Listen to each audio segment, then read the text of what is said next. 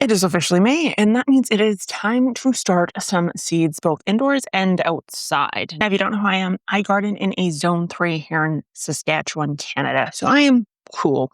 And the snow literally just left last week, and we lucked out with over 20 degrees Celsius, which is well over 75-ish degrees Fahrenheit, I believe. So all of it went very quickly. Now, with that being said, there is ice kind of all over the yard still in leaf clumps or in the soil. So it is something that we need to watch for. So first, let's talk about what I'm going to be starting here in the greenhouse from seed. And then we'll go into what I've transplanted / will be transplanting outside and what I've actually started for seeds outdoors. I will do a separate video on what's going on in the greenhouse in regards to currently growing. And I will put that video out on Wednesday. So if you don't want to miss that, hit that subscribe button.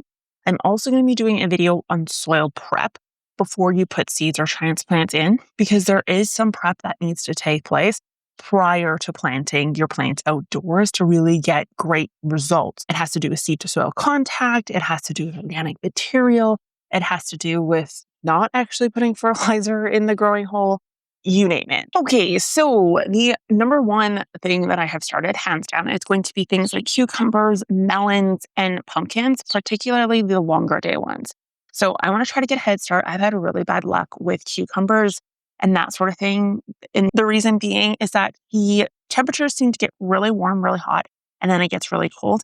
And it truly does affect germination because these seeds, plants in general, are heavily influenced, not necessarily by the ambient outdoor temps, but the soil temps. So my kind of defense against that is to start them inside of these peat containers, which in turn will decompose. I think these are actually recycled paper, but anyways, these will decompose when I go to put them in the ground. All I'm going to do is rip the bottoms off, and that is going to limit the root disturbance. So inside of this, I have things like poppies, another one that doesn't like its roots disturbed.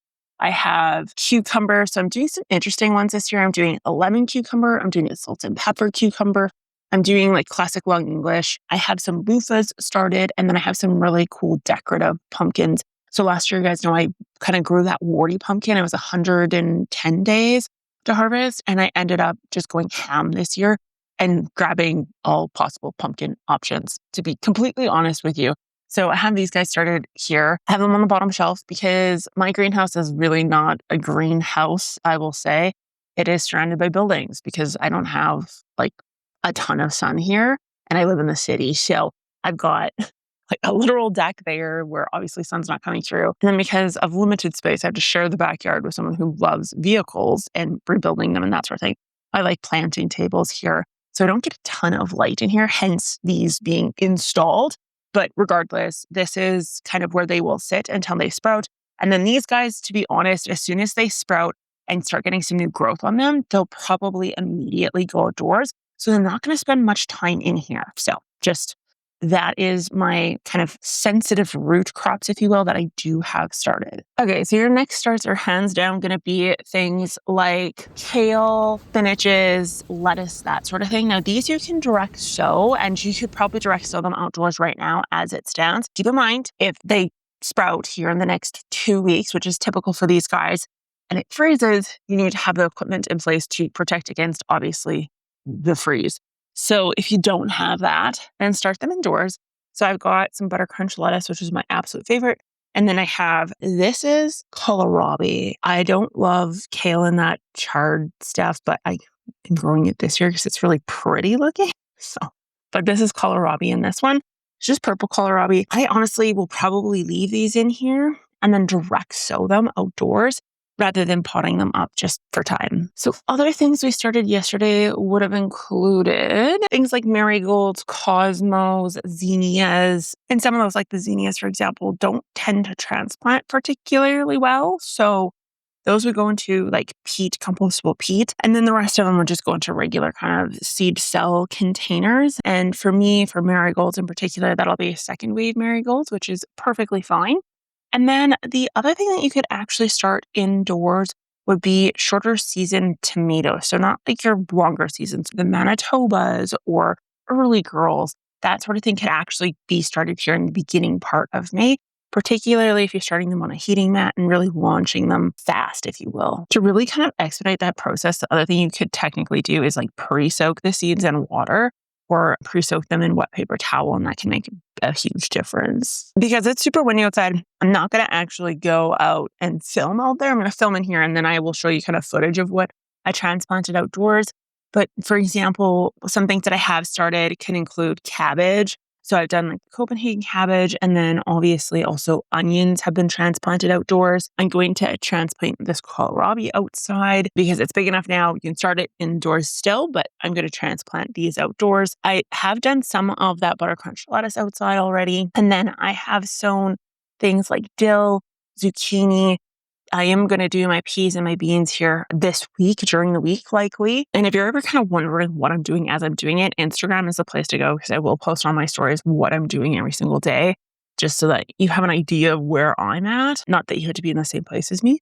And then I also did do one packet of sunflowers, which I'm not entirely sure if that was a good or bad choice. But the key here is that I'm not hardening off. I'm using my bucket method. I have a whole video on the bucket method.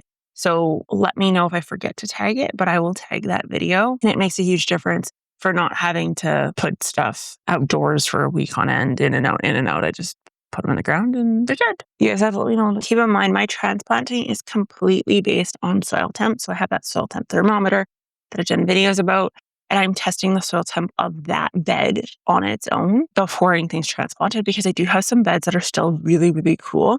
So like I said, I am testing the beds strategically and then planting in them if the temperature shows that that's the case. And like I said, every part of the bed. So I'm testing the edges, the middles, the everything. So just to really make sure. And the two beds that I have sown in, I guess you could say, were definitely of temp. They were at 50 degrees Fahrenheit. I left the dial in all day yesterday and it got quite warm yesterday. I think it got up to 25 degrees Celsius. It's cool again today and it's supposed to be cool for the rest of the week.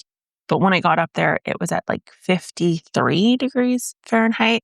So it's getting warmer. And the nice thing about soil is that it'll retain some of that heat. So while it hit 53 because it was 25 yesterday, a lot of that solar radiation is going to be held in place. It's not going to stay at 53, but it'll go down a little bit. It just won't. It's a much more stable environment compared to ambiently. I lucked out though, because today is cool and cloudy and it's supposed to rain, which is working on my side for the fact that I transplanted all these plants outdoors. So that's incredibly helpful. So if you guys want a tour of kind of everything that I'm doing, both in the greenhouse, in the garden, then hit that subscribe button because you're subscribing to a real person working in real time.